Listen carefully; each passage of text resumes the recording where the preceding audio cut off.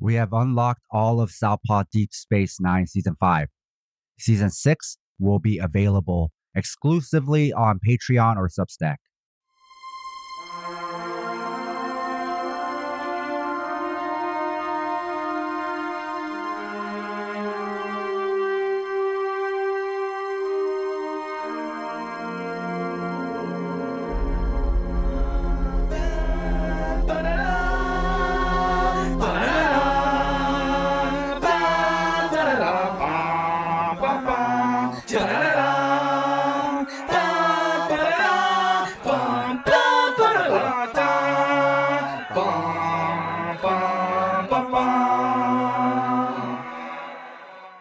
This is Southpaw Deep Space 9 Season 5. We are your hosts, Scott and Sam.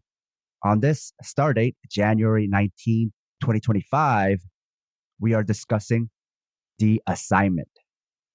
Scott, can you tell us about this episode? Yes, so we're at Quark's. He's talking to Morn. He's all excited. And then we see his brother, Rom. Quark just offers him some beetle stew. And Rom's like, no, I need a very American diner order, like bacon, corned beef hash, eggs, toast sort of vibe. Rom is working on the ship. He's doing, science work, helping out Miles. He's really excited. He's cleaning waste. He hopes for a promotion.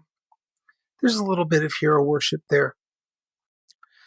And then we see Bashir and Miles are cleaning out the house because Keiko is returning.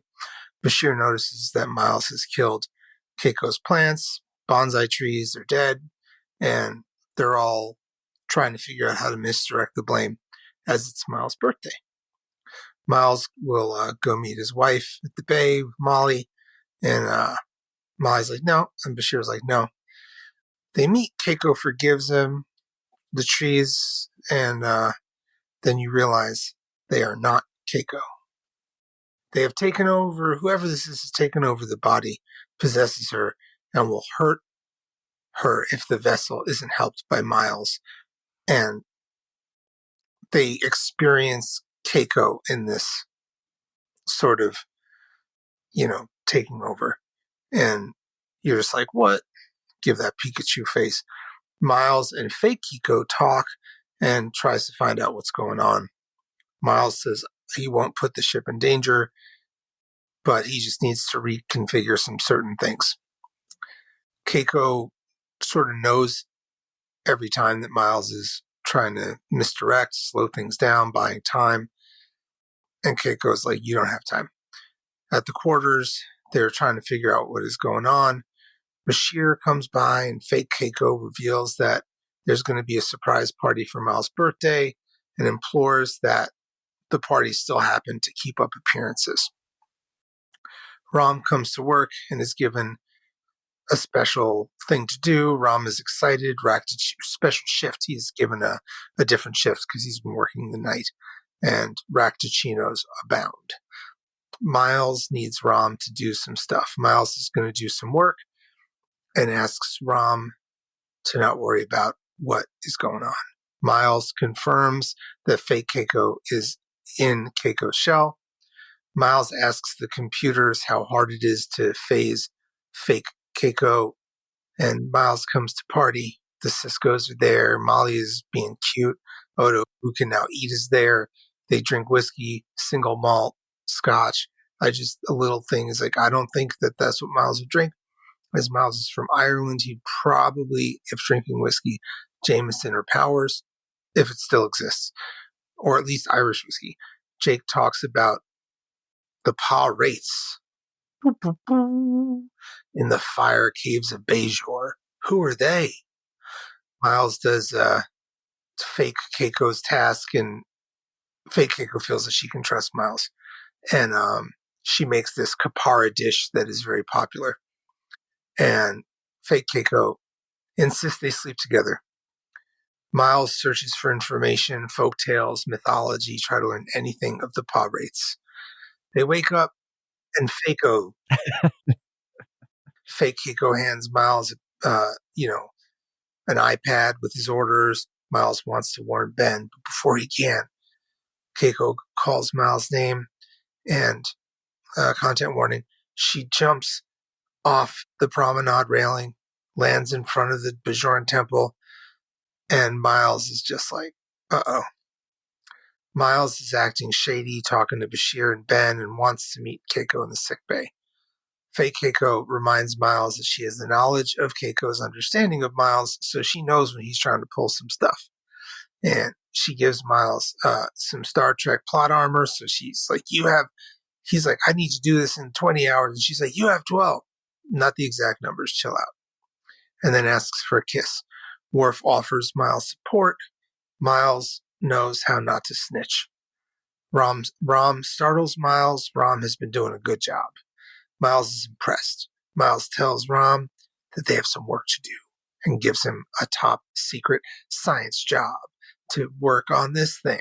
Rom agrees. He's so excited, but is told that, hey, the whole team is in on it. So it's like he's kind of being manipulated, gaslit, whatever. Jadzia pulls Miles aside after finding anomalies in the station system, shows the data, but it's dismissed as minor issues. Jadzia is not convinced and thinks that sabotage is coming and is like, informs security and wakes Ben up. Miles and the squad look over the systems and do notice that they're off just a little bit. And they are worried that it's like cyber terrorism or like some sort of war act. And Miles has to pretend it's not him doing the sabotage. Odo is searching for the bad guys. Molly and fake Keiko Skype Miles, not actual Skype. They video call, and she is braiding Molly's hair. Then Miles rats out Rom as the saboteur, but Rom, playing his role, accepts his responsibility. Odo can't get anything from Rom, so Miles is time maxing and goes to see Rom. Rom asks to talk in private. Miles disconnects the spyware Odo puts it in. He's just doing all this stuff to cover his tracks. Rom realizes that the real plan is to shoot the wormhole that the prophets are in and get rid of the prophets by using this sort of weird space blast. Miles doesn't understand why they would want to blam out the prophets. It's realized that fake Keiko is probably a Pa-wraith, who are like celestial beings exiled from the wormhole to the fire caves, like some opposite of the prophets, like false prophets. Maybe they're hoping to unalive the prophets to get back in the promised wormhole place. Miles is caught by Odo, knocks out Odo, and grabs a runabout with fake Keiko to do the job. Jadzia asks Miles if he likes his birthday. They get to the Deep Space Nine to create the blaster for the wormhole. Miles actually uses the blaster to instead attack fake Keiko, which brings our regular Keiko back. Ben tells Miles he has splaining to do. Keiko explains the difficulties of being taken over and is impressed with Miles. And they have a nice moment. And she's appreciative as she figured that if the fake Keiko had gotten what they wanted, she was for sure going to kill them. Rom meets with Quark. He has been given the day shift. He orders pancakes. Everyone loves pancakes. A note to our listeners. If you love the Southpaw Project, please support us and help us get paid for our labor by financially supporting us on Patreon.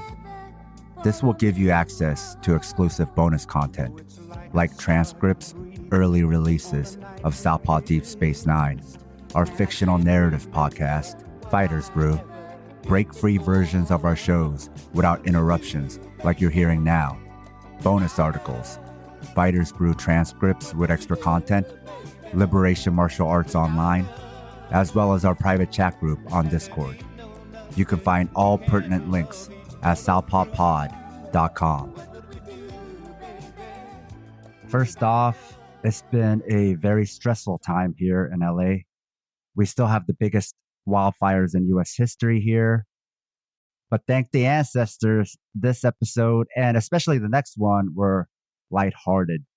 And if you haven't seen this one and only heard the recap wonderfully done by Scott, you know this episode has stakes, but you got to watch it. It was very enjoyably campy. Even the way it was shot and acted reminded me of B alien movies or like a sci-fi movie from the Sci-Fi Network. But anyhow, even the plot was very fun. What if an alien possessed you? And the writing made fun of itself, even with the fake Keiko Fako kind of tongue in cheek poking fun at the formula of the show. How it'll get bad, you guys will stall, go along with it, and then the gang will figure it out and defeat the baddie at the end. But what stood out most for me and what I thought was the most clever about the writing was the writing of Rom. In this silly episode was this interesting story of Rom as this marginalized outsider or foreigner, how he's treated by Starfleet and his coworkers, his very low rank as an engineer, how he's made to be the fall guy and take the blame. And of course, they want to blame him because of their feelings toward Ferengis. O'Brien also doesn't feel bad using Rom. He's not very nice to him. Very self-aware writing, basically pointing out how xenophobia and prejudice exist even in Starfleet and how our characters are not above this. Even not giving Rom credit for his deductions on the real motive of the Fako. But Rom's story arc developed as now he's no longer just on an engineering crew, but he's moved to a more prominent role where we should be seeing more of him as an engineer. We also know Rom is not just any engineer, but a brilliant one. But of course, the underlying message is ultimately about meritocracy. The best way to overcome discrimination is by working hard, not complaining, rather than, changing the system. But I'm still happy for Rom and seeing where his character was when the show started to how much his role grew is poignant because this episode also, or mainly, was about Miles O'Brien. And pairing the two is very poignant because O'Brien was also a character that grew from basically an extra with lines to a main character. And all I'm going to say is that the Rom arc is awesome. It definitely is.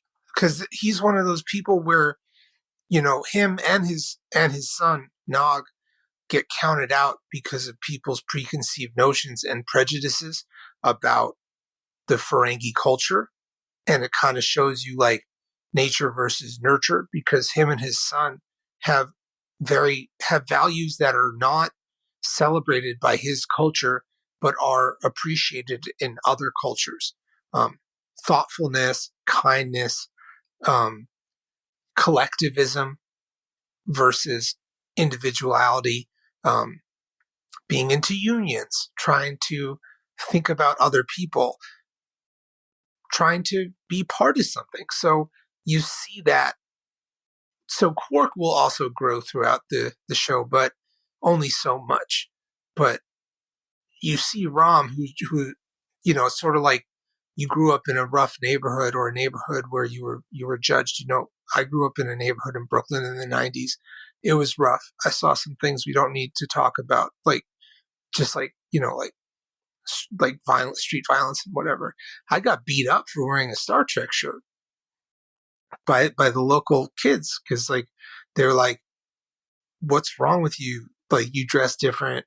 Because I went to school outside of the neighborhood, and then once I was able to take the train and I went to other neighborhoods and met different people, I was able to see the opportunities of like meeting people like yourself. So I think the Rom and Nog characters are really interesting, especially since anti-Ferengi sentiment is like just accepted. It almost reminds me of like an online role-playing game character where just slowly, right, Rom and his son are just grinding and grinding, but they've been slowly over the years leveling up, changing. I think those two characters really personify that more than probably any other characters. Other than Miles O'Brien from the next generation. But as we mentioned, this episode was important for Rom, but also Rom mythology and where his story arc is going. But as far as overall mythology, right? We know this was important for Rom mythology, but as far as overall mythology, how important is this episode? How do you rate it, Scott? Okay, so this is complicated, right? Because the actual episode's mythology at this point is light. However,